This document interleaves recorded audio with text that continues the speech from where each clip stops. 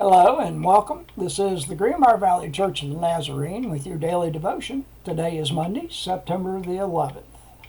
And we are going to read in 2 Chronicles chapter 28 verses 1 through 11. This is the Greenbrier Valley Church of the Nazarene and your daily devotion. From 2 Chronicles 28, 1 through 11. Ahaz was 20 years old when he became king, and he reigned in Jerusalem 16 years.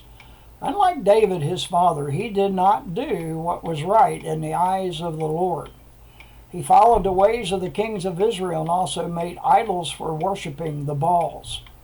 He burned sacrifices in the valley of Ben-Hannon and sacrificed his children in the fire, engaging in the detestable practices of the nation the Lord had driven out before the Israelites.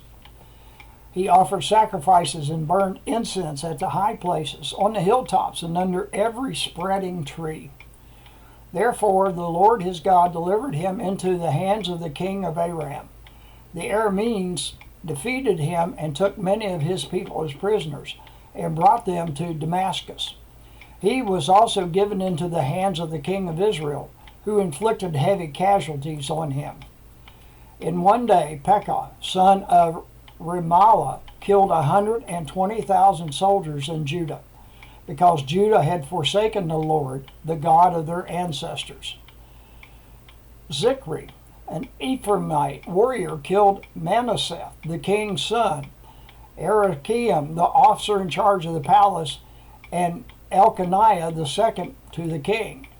The men of Israel took captive from their fellow Israelites, whom were from Judah, 200,000 wives, sons, and daughters.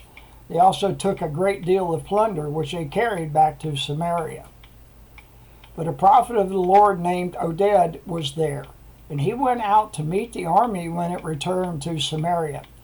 He said to them, "Because the Lord, the God of your ancestors, was angry with Judah, he gave them into your hand.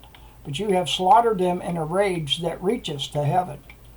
And now you intend to make the men and women of Judah and Jerusalem your slaves. But aren't you also guilty of sins against the Lord your God? Now listen to me. Send back your fellow Israelites you have taken as prisoners, for the Lord's fierce anger rests on you." And this is the word of the Lord. Our article today is written by Evan T. Offutt Bosinger, and she is a pastor of the Church of Nazarene in Lincoln, Nebraska. And the title is, "Whose Example is Worth Following?" Here's what Evan writes. "Where were you at age 20?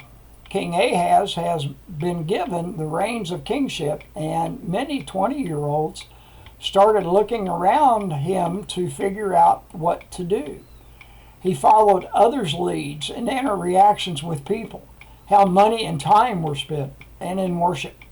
The results were catastrophic, losing 120,000 troops in a single day. Who knows how many other lives were lost, all because they had forsaken the Lord. It is understandable to follow the example of those around us. However, when they are doing detestable things or have attitudes and actions that lead to destruction, that are contrary to the holy life to which God has called us, death will be the result. Sometimes this is literal death.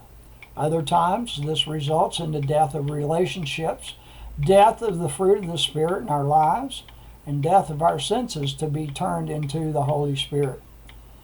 The result may be less catastrophic, but no less heartbreaking. If King Ahaz had followed the solid, albeit imperfect, example of King David, then his people would have been in much better shape. May we also find and be worthy examples to follow.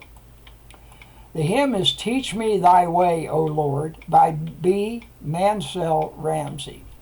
Help me to walk aright until the race is run, until the journey's done, until the crown is won. Teach me thy way. and from the 145th Psalm, verse 4. One generation commends your works to another. They tell of your mighty acts. And this is your daily devotion for Monday, September the 11th. Have a blessed day.